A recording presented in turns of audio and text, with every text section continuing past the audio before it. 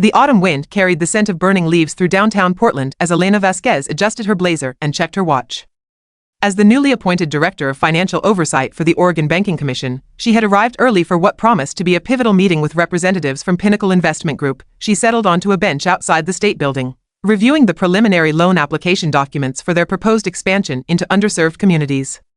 The numbers looked impressive on paper: $200 million in community reinvestment, promises of financial literacy programs, and microloans for small businesses.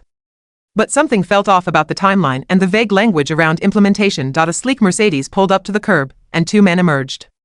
The older one, distinguished with perfectly styled gray hair and a watch that probably cost more than most people's cars, was speaking loudly into his phone. "Listen, Patricia," his voice carried clearly across the quiet street, "these working-class neighborhoods are untapped markets. We set up branches, charge premium fees for basic services, then flip the locations to payday lenders once we've extracted maximum value. These people don't understand financial products anyway. It's practically charity work." Elena's stomach tightened as she recognized the casual cruelty in his tone. The younger man beside him, lean and nervous-looking, glanced around uncomfortably. "Maybe we should discuss this inside, Gregory." "Relax, David. No one important is listening." Gregory Blackstone ended his call and barely glanced at Elena as they approached. "You excuse me. We need directions to conference room B, and while you're at it, grab us some coffee. Black for me, cappuccino for my associate here." Elena stood slowly, her professional smile never wavering despite the fire building in her chest. "Gregory Blackstone and David Martinez, I presume?" "I'm Elena Vasquez, Director of Financial Oversight for the Oregon Banking Commission." The color drained from Gregory's face as he realized his catastrophic mistake. The woman he had just dismissed as hired help was about to determine the fate of their $200 million expansion. "Ms. Vasquez, we didn't realize." Gregory's smooth confidence crumbled as David shot him a panicked look. "Shall we head upstairs?" Elena's voice remained pleasant, though her eyes held a steel that made both men shift uncomfortably. "I find it helpful to begin these discussions with everyone's true perspectives clearly established." The conference room felt smaller once Elena had taken her seat at the head of the mahogany table, flanked by her deputy, James Chen, and legal counsel Sarah Kim. Gregory and David sat across from them, their earlier arrogance replaced by barely contained desperation. "Before we begin," Elena said, consulting her notes, "I want to ensure we're all aligned on Pinnacle's stated mission. Your application emphasizes financial empowerment for underserved communities and bridging the economic opportunity gap. Is that accurate?" "Absolutely," David nodded vigorously. "We're passionate about financial inclusion." Elena's expression remained neutral. "I see. And the coffee machine is just outside the door if you'd like to help yourselves." Gregory's jaw clenched at the pointed reminder of his earlier behavior. "Now then," Elena continued, "let's discuss your implementation timeline. You've proposed establishing 15 branches across East Portland, Gresham, and Hillsborough within 18 months. Walk me through how you'll ensure these serve community needs rather than extractive purposes." Gregory had recovered some composure. "Our market research shows significant demand for accessible banking services in these areas. We'll offer competitive rates." "And competitive compared to what baseline?" Elena interrupted. "Your preliminary fee structure shows $12 monthly maintenance fees on accounts with balances below $1,000. For comparison, Portland Community Credit Union offers free checking with no minimum balance." "Well, yes, but we provide premium services and such as?" James Chen leaned forward, pen poised. David jumped in. "Advanced mobile banking, financial planning consultations, investment advisory services." Sarah Kim consulted her tablet. "Your staffing plan shows 2 tellers and 1 manager per branch. How exactly will you provide comprehensive financial planning with that structure?" The questions continued for 2 hours. Elena methodically dissected every aspect of their proposal, from the suspicious absence of Spanish-language services in predominantly Latino neighborhoods to the lack of concrete partnerships with local community organizations. As the meeting concluded, Gregory attempted to salvage the situation. "Ms. Vasquez, we appreciate the thorough review. Perhaps we could discuss this further over dinner?" "I know an excellent steakhouse. I don't think that will be necessary," Elena replied. "My team will need to conduct a comprehensive community impact assessment before any approval can be considered. You should receive our additional requirements by Friday." That Friday afternoon, Gregory's assistant delivered a thick envelope to Pinnacle's downtown offices. Gregory tore it open, his face reddening as he read. 47 additional requirements, he exploded, throwing the papers across his desk. Community Advisory Board approval, multilingual service guarantees, partnership agreements with 3 local nonprofits, quarterly reporting on loan approval rates by demographic. David picked up the scattered pages. Some of these seem reasonable? They want us to prove we won't engage in predatory lending practices. They want demographic data on every loan we approve or deny. This is regulatory harassment. Or maybe, David said quietly, it's what actual community reinvestment looks like. Gregory's eyes narrowed. Don't tell me you're buying into this social justice nonsense. We're a business, not a charity. We're a bank seeking public trust and regulatory approval, David countered. Maybe if we actually committed to serving these communities instead of exploiting them, you're being naive. I have connections at the Federal Reserve, relationships with Senator Morrison's office. This Vasquez woman thinks she can play games with Pinnacle Investment Group? She'll learn otherwise. While Gregory made his calls to political allies, Elena was 3 blocks away in a small cafe, meeting with community leaders from the neighborhoods Pinnacle wanted to target. We've seen this before, said Maria Santos, director of the Jade District Community Association. They promise financial services, then slowly raise fees until families can't afford basic banking. Next thing you know, check cashing places move in charging 3% per transaction. James Wilson, president of the Powell Boulevard Business Coalition, nodded grimly. 5 years ago, Northwest Financial pulled the same stunt. Promised small business loans, then approved maybe 1 in 50 applications while collecting application fees from everyone. Elena absorbed their stories, each one reinforcing her determination to ensure Pinnacle's proposal received the scrutiny it deserved. Her phone buzzed with a text from her supervisor. Senator Morrison's office called. They want to discuss the Pinnacle review. Call me Monday. The political pressure was beginning. Monday morning brought a parade of phone calls to Elena's office. First, her direct supervisor, Commissioner Robert Hayes, summoned her for a closed-door meeting. She read excerpts from the Community Extraction Model Strategy, watching Gregory's face pale as his own words condemned him. Gregory's lawyer leaped to his feet. Those documents were obtained improperly and represent preliminary brainstorming, not actual business plans.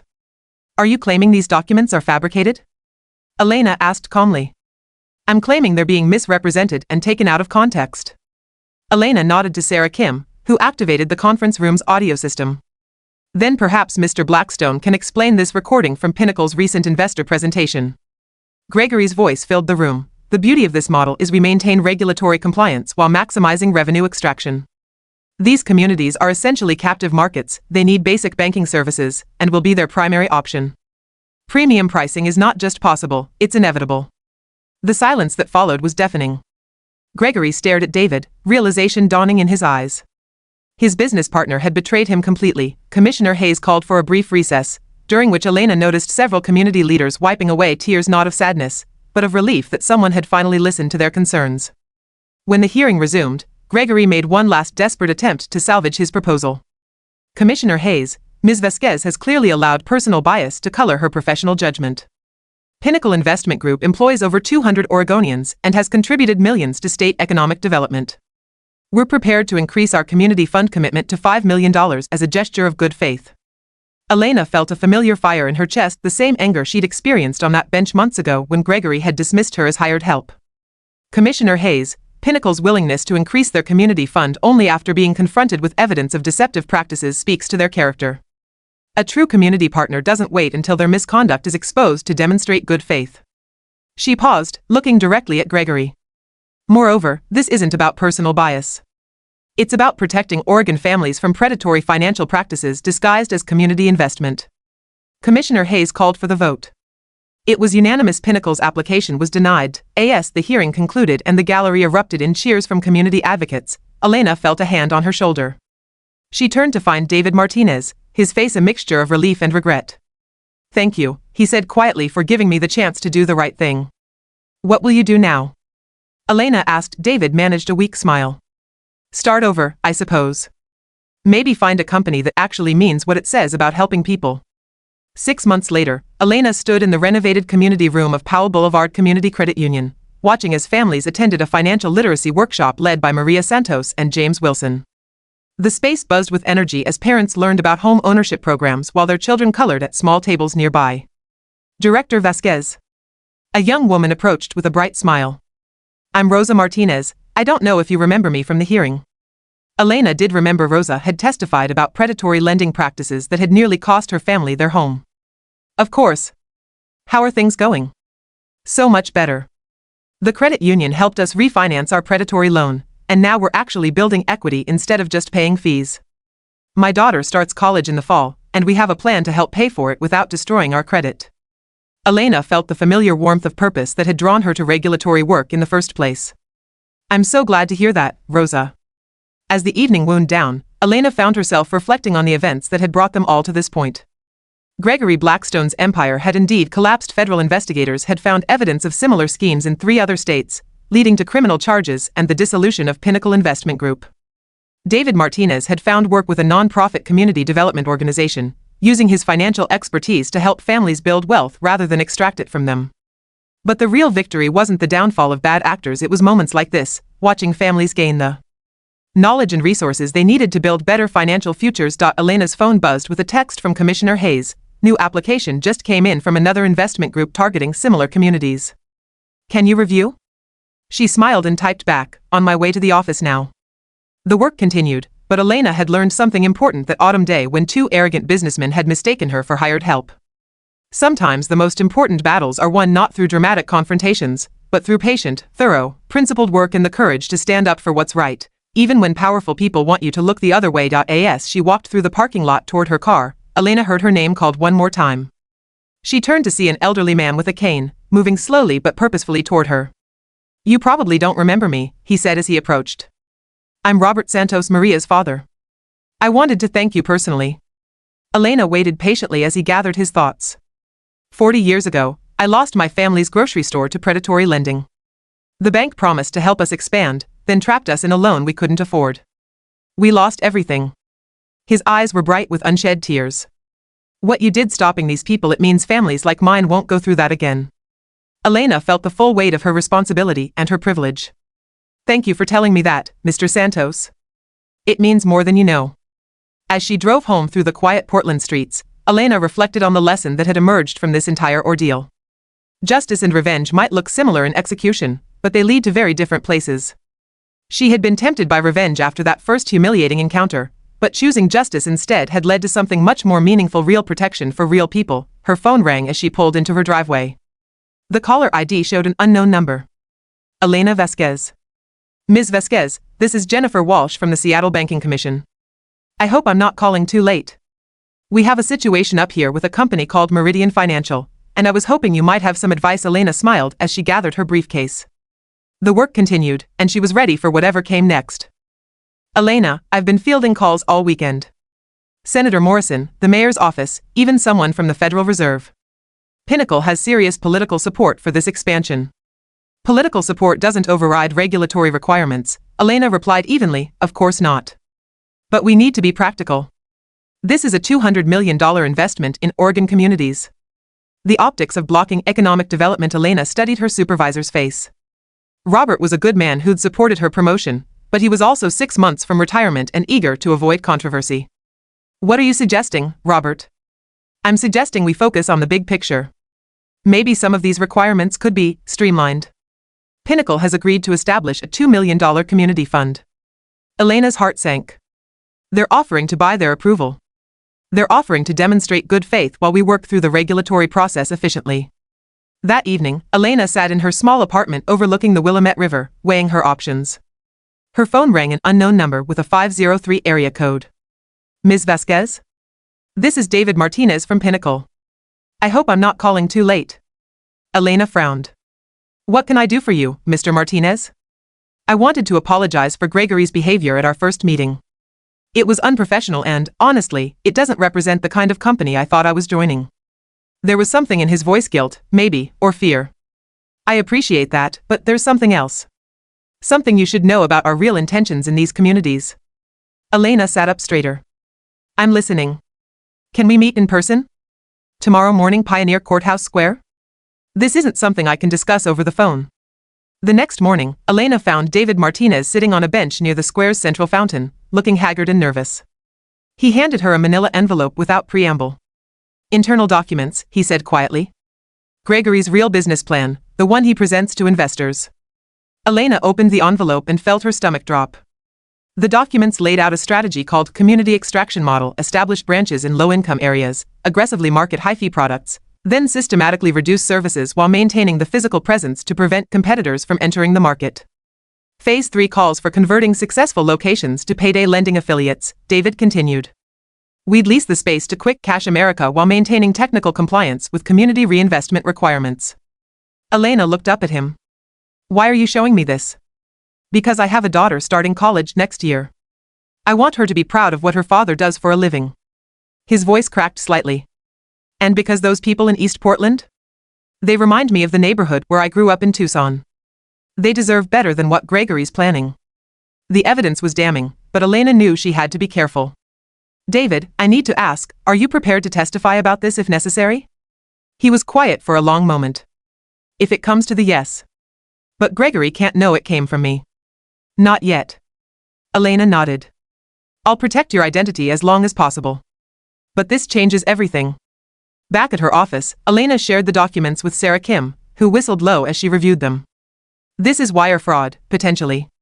They're making material misrepresentations to regulators while planning the opposite actions. Can we use this to deny the application? We can, but we need to be strategic. If they claim the documents were obtained improperly or that they represent outdated planning, we could face challenges. Elena spent the next week meticulously building her case. She requested additional financial projections, community impact studies, and detailed implementation timelines. Each request was designed to force Pinnacle to either admit their true intentions or create documentary evidence of deception. Gregory, meanwhile, was unraveling. The additional requirements had cost Pinnacle nearly $300,000 in consulting fees, and investors were growing nervous about the delays. His political allies were losing patience with the prolonged regulatory review. This is taking too long, Greg, Senator Morrison's chief of staff warned during a tense phone call. The senator can't keep intervening in an active regulatory matter. Either get this wrapped up quickly or we'll have to step back. David watched his business partner pace their office like a caged animal. Maybe we should consider modifying the proposal, he suggested. Actually commit to the community investment we promised. Gregory spun around, eyes blazing. After everything we've invested? The consultants, the political capital, the opportunity costs? We're not walking away from $200 million because some bureaucrat has a grudge. She doesn't have a grudge, Gregory. She's doing her job. And maybe she's right to be suspicious. Since when did you become a bleeding heart? These people don't understand finance, David. We're providing them with services they need, and yes, we profit from it. That's how capitalism works. David looked at his partner, really looked at him, and realized he was staring at a stranger. When did we stop caring whether we help people or hurt them? The hearing was scheduled for a Thursday morning in the Oregon State Office Building's main conference room. Elena arrived early, her files organized and her presentation rehearsed. She'd spent sleepless nights preparing for this moment, knowing that her career and the financial future of thousands of families hung in the balance. Commissioner Hayes opened the proceedings with a terse introduction. We're here to review Pinnacle Investment Group's application for Community Expansion Authority. Director Vasquez will present the regulatory assessment. Elena stood, acutely aware of the packed gallery behind her, community leaders, Pinnacle executives, reporters, and various political observers. Gregory sat in the front row with his legal team, projecting confidence he no longer felt. Thank you, Commissioner Hayes. After extensive review, the Banking Commission has identified several areas of significant concern regarding Pinnacle's application. For the next 30 minutes, Elena methodically presented her findings. The inadequate staffing plans, the fee structures that would burden rather than serve low-income customers, the absence of meaningful community partnerships, and the concerning discrepancies between public statements and internal projections. Furthermore, Elena continued, producing David's documents, we've obtained internal planning materials that suggest Pinnacle's true intentions may be fundamentally at odds with their stated community reinvestment goals.